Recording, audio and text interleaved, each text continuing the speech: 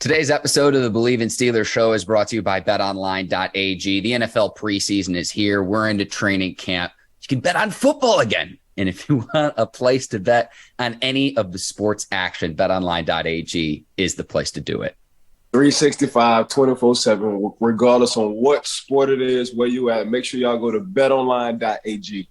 Head to BetOnline today or use your mobile device to join and make your first sports bet. Use our promo code Bleav50, that's BLEAV 50, to receive your 50% welcome bonus on your first deposit.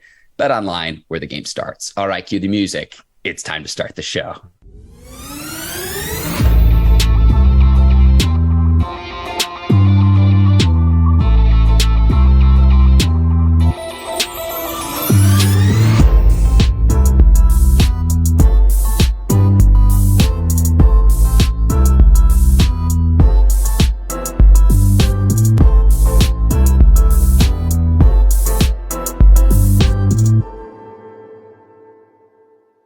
Welcome to the Bleav in Steelers show on the Bleav Network. I'm your host, Mark Bergin, joined as always by my guy, two-time Super Bowl champion and 12-year veteran of the Pittsburgh Steelers, number 24, Ike Taylor. IT, I see you're back in Orlando. Spent some time in Latrobe. How you doing this morning, my man?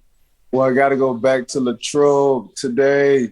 So got a busy day going on, starting with this Bleav in podcast with you, Mark. But, yeah, I'm back in Orlando. I've been here for a couple of days, but got to shoot back to, Latrobe today, probably till Thursday, and then I'll be done with camp. But yeah, man, it's been good. It's been exciting. It's been a learning experience for me, so I'm all for it. Ike, we have a loaded show to get to, and we've got you for limited time this morning, so I want to make sure we can get to everything. We've got preseason action for the Steelers starting this week. We'll get to that. Wrapping up this weekend's Hall of Fame class, Kareem Hunt has requested a trade, and the Steelers still working out some more running backs, Jeremy McNichols on IR. But we start, Ike, I got to give you your kudos and give you your flowers. You predicted it yet again, Psychic Ike Taylor. Diontae Johnson signing a contract extension with the Steelers. He'll be in a Steelers uniform through the 2024 season, meaning he'll become a free agent again in 2025. You predicted this, Ike. You said it was going to happen, and I read stuff online saying, the Steelers are miles apart between where they're at and Diontae, but they figure out a deal. I got to give credit where credit is due, Ike. You called it. I was kind of the cheat code with that one, and what I mean by that is the first day I met Diontae in person, I was going to say what's up to Coach T at his office at camp. And him and Diontae was talking, and I said, what's up? But you can see on Diontae's face, he was serious. He was upset, I don't know if the talks was all the way apart, but a lot of that was true. And, the next day I saw him, I was talking to him on the field doing warm-ups. We had a smooth little talk. I was telling him a lot of things on the business side from Pittsburgh and just the NFL period. I said, look, Tate, they're going to tell you everything you're not doing. Believe me, I know, because I've been through 3 of these, and that's just what it is from the business perspective. They're not going to say anything you've done. They don't care about the numbers. They don't care about the touchdowns. In the offseason, man, this is how these people think. And I'm just saying general managers, contract guys, just in general. So it's going to piss you off. You're going to be mad as heck. But the more I kept talking to him, and we exchanged numbers, the more he was kind of leaning on my, observation, and he wanted some answers. And I told Tay, this is what I told Tay before he signed. I said, man, you can't count somebody else's pocket. I said, man, what else they got going on outside of Pittsburgh? Maybe it's not for you, because he was huge on the market. I said, man, look, man, hell with the market. I said a lot of contract situations, kind of miscue the market, meaning guys who you probably are better than will get paid more than you because that was a perfect time and that was the situation, and we're talking about the wide receiver coming from the Arizona Cardinals to the Jacksonville Jaguars. What's the young man name? I Bleav Christian Kirk, Ike. Yeah, Christian Kirk kind of offset the market, so there's only been a few receivers last year who put up better numbers than Diontae. And I told Diontae, man, whatever you're looking for, you're going to be in that top 5, top 6 range. I say, bro, you just got to understand. I said, man, just sit down and pray about it. But I don't want you to go the wrong way about it. And you definitely can't look outside of Pittsburgh. DK Metcalf is DK Metcalf. Mm-hmm. Deebo Samuels is Deebo Samuels. And, them guys are different. And how I just sat down and looked at them and Cooper Kupp, them 3 guys, right now, the numbers they putting up is something different. So I said, look, Tay, I'm gonna put 4 of y'all in the pot, bro.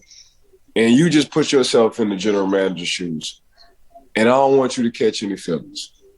So DK Metcalf, Deebo Samuels, Cooper Kupp, and yourself.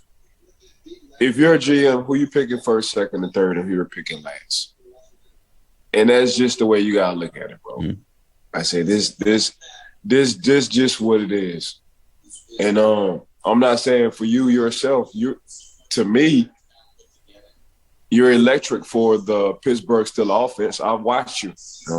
Mark, you and I had watched the Buffalo game, and we talked about it the day after.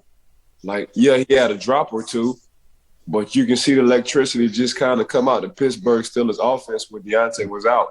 Diontae came back the next 2 series, and you was like, okay, he really is the man over there. So I'm glad it worked out. I talked to him, so now him and I are real. We text and we talk often. I'm going to go back up there and I'm going to chop it up with him. I congratulated him that morning when he got paid in person. So he deserved it. He's a good dude. He's a real good dude, man. He's a hard worker, but he's very twitchy. What I mean by twitchy is he's quick and fast, and he gets in and out of his breaks like no other. So that's what he got working for him, and he deserved it, though, Mark. Yeah, Ike, you're talking about the Buffalo game in December of 2020, and Johnson got benched because he had dropped several passes in that game. But when he came off the field, the offense just became stagnant, and it was everything was underneath. There was nothing beyond 10 yards. There was no one to stretch the field. Now, I think Diontae is certainly worth more than the $3 million he was owed going into this season, but he can get paid all over again when he becomes a free agent again in 2025.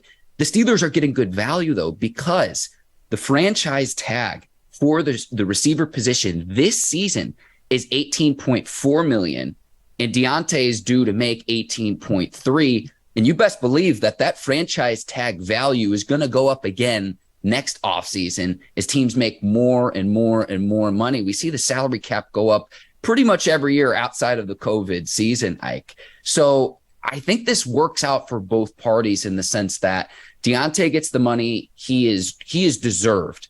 And if he were only going to make $3 million this upcoming season, Ike, I would have told him from an agent standpoint, don't play for only $3 million. You're worth more than that. Is he worth as much as the other people in his draft class, the DK Metcalf, the Deebo Samuels? You mentioned Cooper Kupp, Ike. Probably not.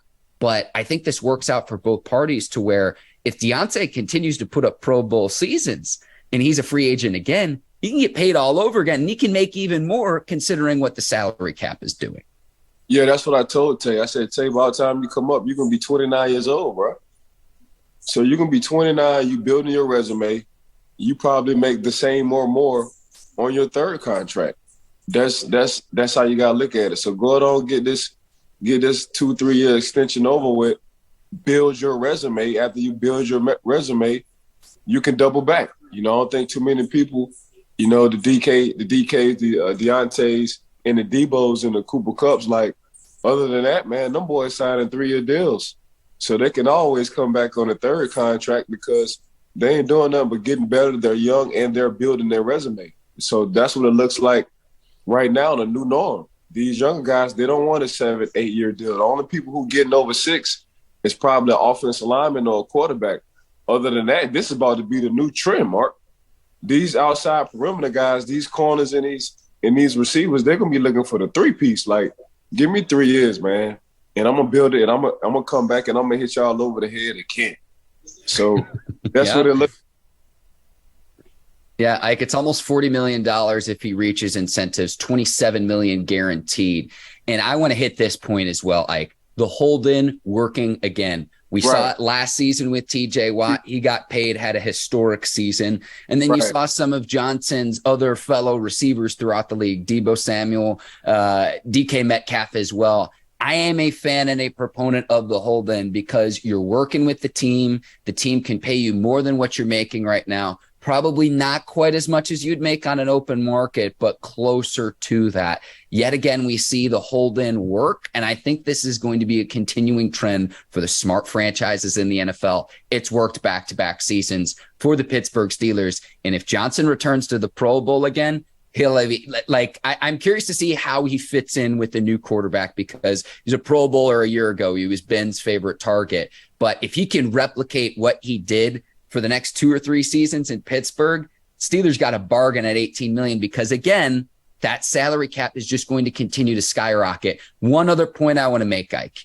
If you look at the free agent wide receiver class in 2023, it's slim pickings. So the Steelers have to be looking at it from the standpoint of, yeah, we're excited what George Pickens and Calvin Austin III can do, but we know what we have with Diontae Johnson. I know that this is a Steelers podcast. I know we like Omar Khan, but this deal makes even more sense when you go and look at the free agents in the 2023 class. I'm not trying to throw anyone under the bus, Ike, but there's no one of the caliber of a Diontae Johnson. So Steelers get good value with him with this contract extension as well. Yeah, you ain't trying to throw nobody under the bus, but you just did. I respect that, though. It's the truth. It's the truth. I know I'm just playing with you. No disrespect, but I'm about to disrespect you. The 2023 class of wide receivers. That's what I'm about to do. But nah, if you look at that class of 2023, you know, the Pittsburgh Steelers did real well by signing the man and understanding it. And Mark, they was looking at the same thing you just said. Man, let's look at this 2023 class and see what we got out there. Anybody better than Diontae? Let's go on and sign the man. You know what I'm saying? So it was just waiting to the last hour. And that was one of the things as well, too, what I told Diontae, Mark, like, Pittsburgh will wait to the last minute, bro. I mean, either you're getting signed real early during free agency or you're getting the camp and they wait to the last hour. It's one or two. So that's just the way a lot of NFL teams work just in general. You know, in Pittsburgh, after training camp, they're not signing any more players. A lot of other teams, you know, they'll work something out throughout the season. But Pittsburgh, once training camp ends, it's a wrap. You know, you might as well wait till next year. But from the Pittsburgh and Diontae side, man, I think this is a perfect hit. You know, 18.3 next year for the receiver, you know, market. Diontae getting 18 and some change for the receiver market. He getting his money up front. He ain't got to worry about nothing. He going to be straight forever. He can double back when he's 29 years old and just handle his business. But, yeah, the Pittsburgh Steelers offense, that's the reason. One of the reasons why I'm going back up there, Mark, is because I want to see him installed in the Pittsburgh Steelers offense and see if it looks any different, which I know it is. I want to think out loud here, Ike, and this is like half-baked when I say this. Omar Khan now has extended Minkah Fitzpatrick. He got the Diontae Johnson deal done. I can't help but wonder, and I think both of those deals are smart, savvy moves, so I don't think that this thinking applies here. But I can't help but wonder, are there any deals he's better off not making and letting a player test the market in free agency? I don't think it applies to either the Diontae Johnson or the Minkah Fitzpatrick deal. But again, I'm just kind of thinking out loud here. I like the deals. I'm going to go on record. I like both deals that Omar Khan has made so far. So TJ, Minkah, and now Diontae, Omar did all three of them. So he you know, for him being a GM, man, they say you got to sign the players you love, and obviously they love all three of them. A former last year league's defensive MVP, Minkah is an All-Pro, and Diontae is a Pro Bowler. So, you know, he's signing the guys he need to sign. We'll see, and I just throw this out there. We'll see if they sign Chase Claypool. We'll see. We'll see. That's one of the names. Yep. Going to be a question mark name on who I think the Pittsburgh Steelers might let walk. So Mike, you're in my brain. You're in my brain. I'm just. That's good. I mean, we've been doing this podcast for a good little bit, and we both think. We're getting closer and closer to 200 episodes, Ike, but that's what the conversation is going to move to now that Diontae Johnson gets his contract extension. Chase Claypool under contract with his rookie deal for 2 more seasons with the Pittsburgh Steelers. So we'll see what the Steelers decide with Johnson. They probably want to see what they got in the 2 rookies in Calvin Austin III and George Pickens as well in game action. Ike, I know you've been boots on the ground in Latrobe, and we're both very excited what all of the receivers can do. Right. Well, how they look at it from a scout standpoint, how we look at it as well is, you want your receivers to be a basketball team. You want some thick guys, you want some tall guys, you want your point guard. So, they got everything they're looking for, man. They got some power forwards, some small forwards, and some point guards. And you let your centers be tight ends. And that's exactly the ingredient the Pittsburgh Steelers have right now when it comes down to that wide receiver position. When you want to talk about having a basketball team. So, you got your power forward in Chase, you got your small forward in George, you got your shooting guard in Diontae, you got your point guard in Austin, the third. So they got everything they're looking for, bro. They got everything plus more. They got a few more other guys. Keep an eye out on Anthony Miller. I'm high on Anthony Miller, the second-round draft pick from Chicago. Pittsburgh Steelers then got him. I'm real high on him. And he's showing out right now. He's cutting up, meaning he's doing real good. So, yeah, keep an eye on that as well.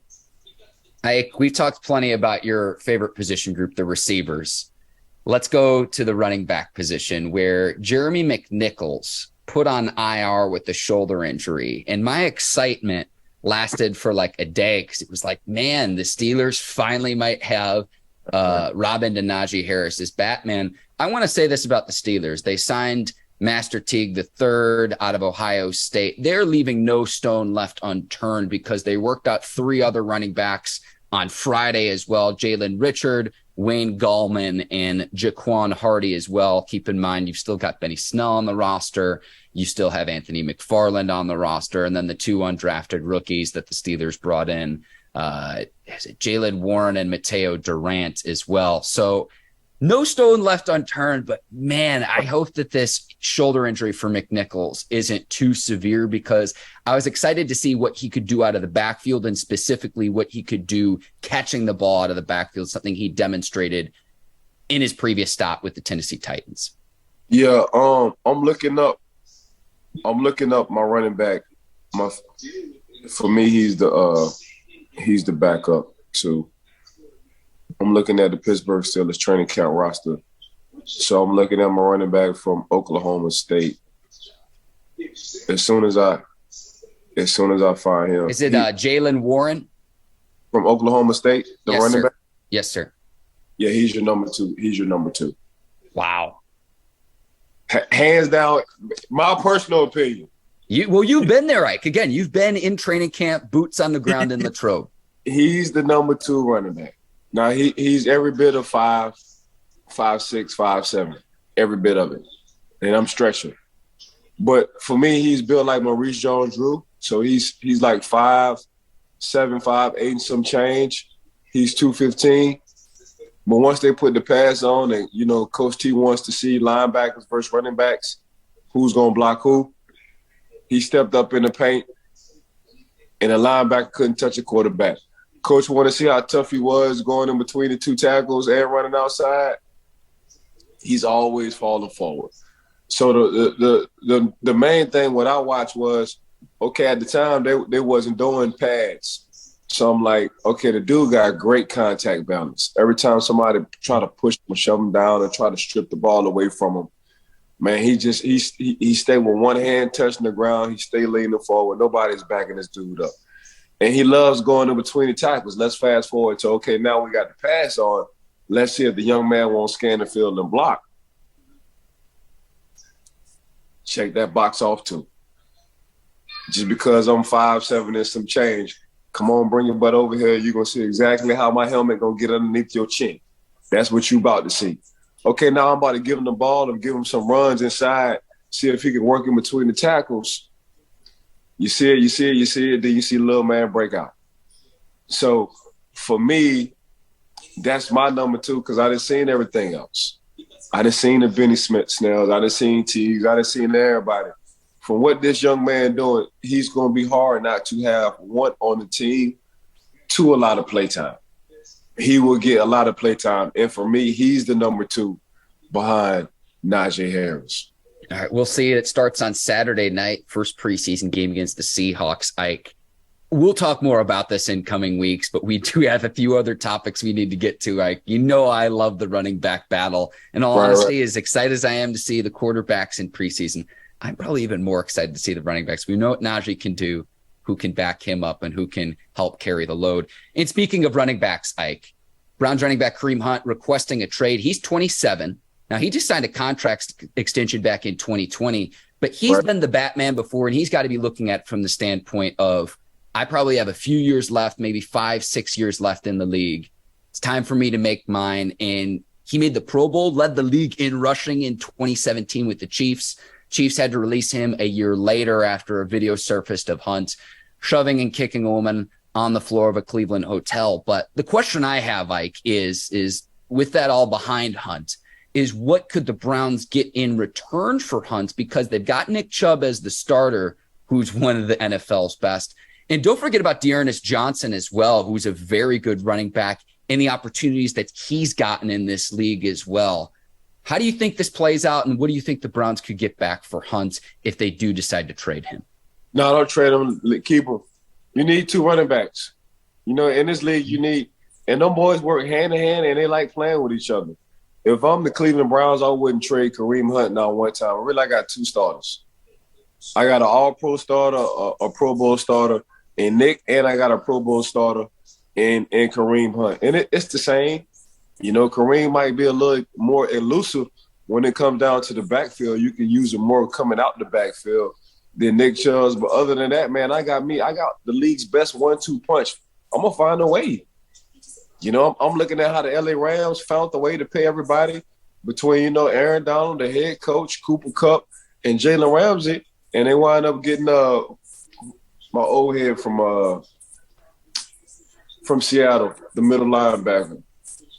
Bobby Wagner. They wind up finding money to pay Bobby Wagner. What we doing? What we doing, Cleveland? Cleveland don't make the old Cleveland mistakes. Go ahead on, sign a man. He deserved his money. Every time y'all needed a cowbell, other than Nick Chubb, he was that guy. I mean, the reason why, and y'all wind up getting for cheap off of what he did. So other than that, man, y'all got 2 starting Pro Bowl running backs. I'm not gonna let this man leave the building, man. That's what I'm not gonna do, because it's gonna be hard to find somebody equivalent to him, you know, who wasn't a starter, who's not proven. So if I'm Cleveland, man, I'm not about to make this old Cleveland mistake. I'm signing a man. Look, I'm going upstairs. If I'm the head coach, I'm going upstairs. I'm like, look here, we need him. Because Nick Chubb, for the past couple of years, he has been having some nicks and bruises. Mm-hmm. So we haven't been playing throughout the course of the years. You know, now it's 17 games. And in them 17 games, you want 2 running backs now? You would love 2 good running backs in 17 games.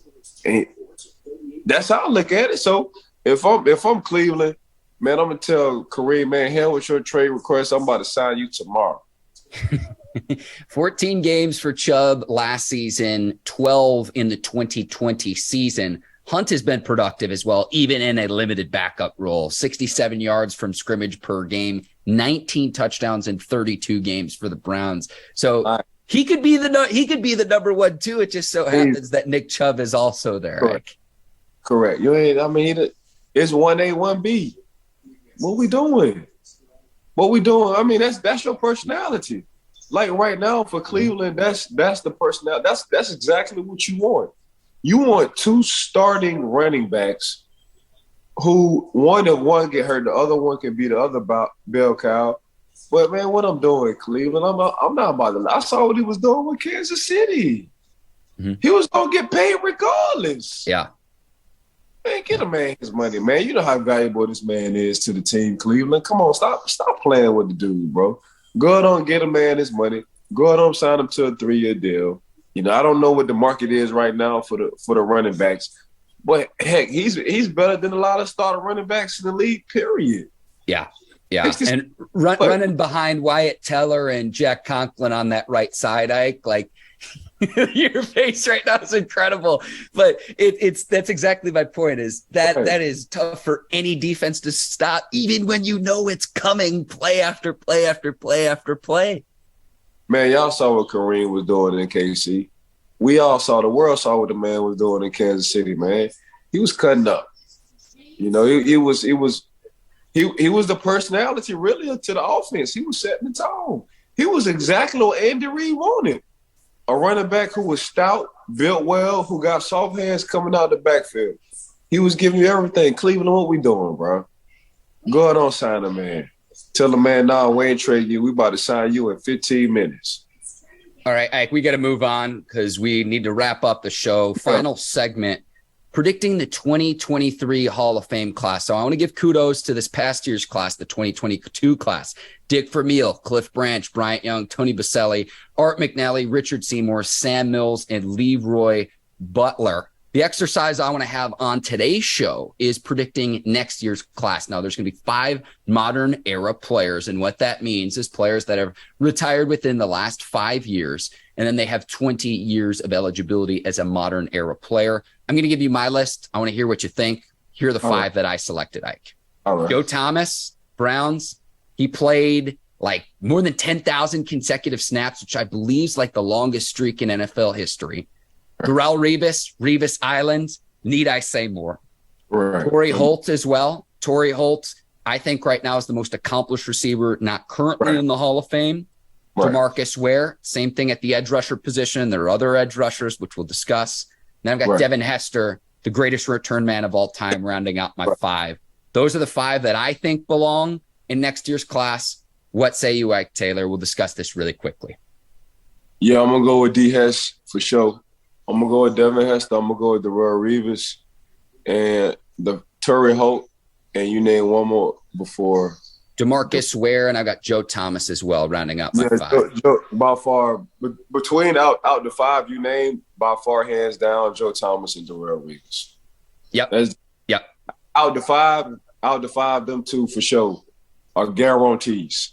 Guarantees. I didn't play against Joe, and Joe played against some of our best outside rusher linebackers, and we saw exactly what Joe was doing. Joe won't play in no games. So once Joe get them hands on you, go out on, sit your butt down, and go in timeout. That's exactly what Joe Thomas was doing to the Pittsburgh Steelers and everybody else. Darrelle Revis Island. I mean, I've been a fan of Reed. This what he do. He invites you to come to his island.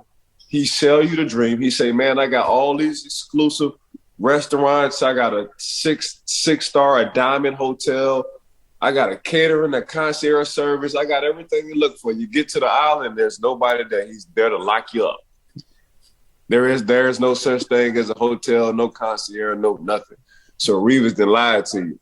So when I look at that part, but hands down, it's between them 2, Mark, Revis and Joe Thomas.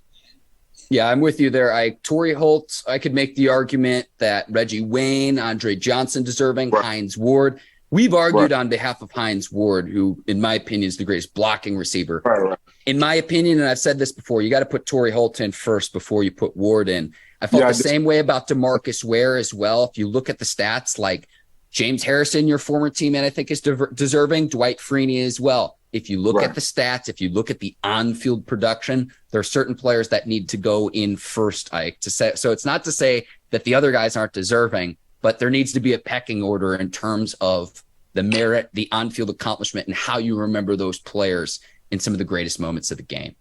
Yeah, I mean, I would take Debo over. No disrespect, I'm taking Debo over, DeMarcus Ware. He changed the game. Like, I'm looking at who changed the game. And did DeMarcus Ware change the game? We talking about a former league defensive MVP in James Harrison. I mean, and I just know for a fact we didn't ask James Harrison to rush the quarterback every time. He had to cover as well. It was one time when he was second on the league in interceptions. When you're just a 4-3 and you're a 4-down defensive end, man, you get to rush the quarterback every time, bro. Yeah. The White Freeney. They didn't ask the White Freeney to go out to the flat to hook curls and cover. Hey, get to the quarterback so I can only imagine if you let a James Harrison, a Lamar Willie, a Joey Porter just rush the quarterback every time. Man, them boys going to have 20 sacks a year. But yeah.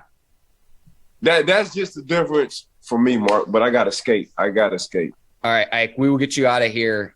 Best defensive play in Super Bowl history as well, might I add. Correct. And I'm glad you brought up the context because Ware and Freeney have more sacks, more tackles for loss, but that's important context, and I appreciate you sticking up for your teammate as well. It's important context. IT, you're the absolute best. I want to thank you, our producers over at Brinks TV, led by John Brinkus, Courtney Vargas, Herbert Diaz, and producer Yincy, today's sponsor of Bleav in Steelers, betonline.ag. I want to thank the Bleav Network as well. Ike, am I leaving anyone else out? I know we got to get you out of here.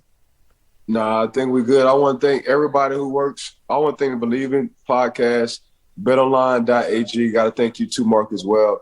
Everybody who Brinks TV, everybody who's working behind the scenes. This only goes towards you because it wouldn't be a Mark and Ike show without any of y'all. So teamwork does make the dream work. Make sure y'all give us a 5-star. Please rate us 5-star. All we do is be exciting, give good information, and we have two different strong personalities that come together just like gumbo. Ike, first preseason game is Saturday. Safe travels back to Latrobe between now and then. For Ike Taylor, I'm Mark Bergin. Thanks for watching the Bleav in Steelers show. We'll see you next week recapping the first preseason game. We're excited. Until then, take care. So long, everybody. Peace.